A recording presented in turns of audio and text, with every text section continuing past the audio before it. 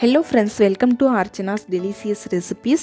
நம்ம வீடியோவில் இன்றைக்கி என்ன பார்க்க போகிறோன்னா, எல்லாருக்குமே ரொம்ப பிடிச்ச சிக்கன் 65 எப்படி செய்யலான்றது பார்க்கலாம். அதுக்கு மசாலாவை ஃபஸ்ட்டு மிக்ஸ் பண்ணிக்கலாம். அதுக்கு ஒரு பவுல் எடுத்துக்கோங்க. அதில் 2 டேபிள் ஸ்பூன் அளவு கார்ன்ஃப்ளவர் சேர்த்துக்கலாம். கூடவே 2 டேபிள் ஸ்பூன் அளவு அரிசி மாவு சேர்த்துக்கலாம்.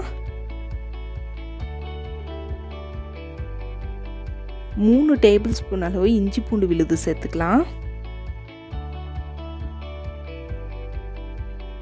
1.5 டேபிள் ஸ்பூன் அளவு மிளகாய் தூள் சேர்த்துக்கலாம். 1 டேபிள் ஸ்பூன் அளவு மல்லிப்பொடி, 1 டீஸ்பூன் அளவு மஞ்சள் தூள், 1/2 டேபிள் ஸ்பூன் அளவு கரம் மசாலா, 1 டீஸ்பூன் அளவு மிளகு பொடி, கலருக்காக காஷ்மீரி ரெட் சில்லி சேர்த்துக்கலாம். அது 1.5 டேபிள் ஸ்பூன் அளவு சேர்த்துக்கோங்க. உங்கள்கிட்ட இருந்தால் இது சேர்த்துக்கோங்க, இல்லைனா ஸ்கிப் பண்ணிக்கோங்க. கூடவே 1 டேபிள் ஸ்பூன் அளவு உப்பு சேர்த்துக்கோங்க. உங்களுக்கு எந்த அளவுக்கு தேவையோ அந்த அளவுக்கு நீங்கள் சேர்த்துக்கோங்க. கூடவே 3 டேபிள் ஸ்பூன் அளவு தயிர் சேர்த்துக்கலாம். இந்த தயிர் எதுக்காக சேர்க்குறோன்னா, இந்த மசாலா எல்லாமே சிக்கன் கூட நல்லா பைண்ட் ஆகி வரும். அதுக்காக தான் தயிர் சேர்க்குறோம்.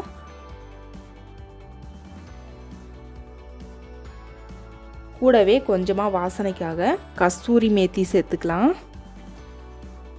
ஒரு 1/2 லெமனோட ஜூஸை புழிஞ்சு விட்டுக்கோங்க.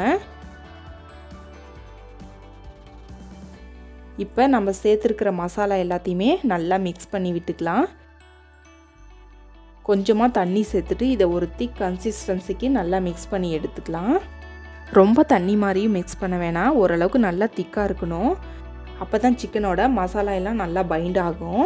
இப்போ நம்ம 1/2 கிலோ சிக்கனை வாஷ் பண்ணி எடுத்து வச்சுருக்குறோம். அதை சேர்த்துக்கலாம்.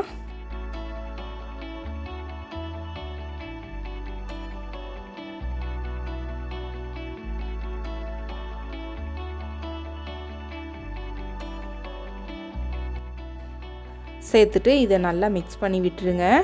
நல்லா மிக்ஸ் பண்ணதுக்கப்புறம் இதை 2 மணி நேரம் போல் அப்படியே வச்சுருங்க. நல்லா மேரினேட் ஆகட்டும்.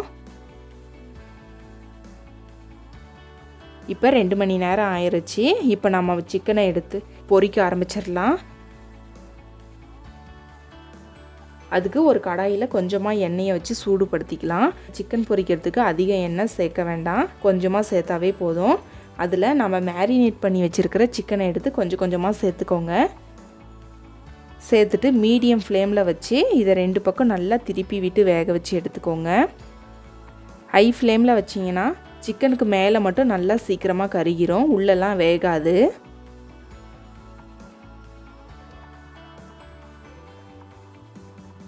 இப்போ சிக்கன் எல்லாமே நல்லா வெந்து வந்திருக்கு. பாருங்கள், நம்மளோட சிக்கன் எல்லாமே ஜூஸியாக டேஸ்டியாக ரொம்பவே பிரமாதமாக ரெடியாகி வந்துருச்சு. இப்போ இதை எடுத்து நம்ம பிளேட்டுக்கு மாற்றிக்கலாம். நீங்களும் இந்த ரெசிபி உங்கள் வீட்டில் ட்ரை பண்ணிவிட்டு எப்படி வந்துச்சுன்னு உங்களோட ஃபீட்பேக்கை எங்களோட ஷேர் பண்ணுங்கள். இந்த வீடியோ உங்களுக்கு பிடிச்சிருந்தா மறக்காமல் லைக் பண்ணுங்கள், சப்ஸ்கிரைப் பண்ணுங்கள், ஷேர் பண்ணுங்கள்.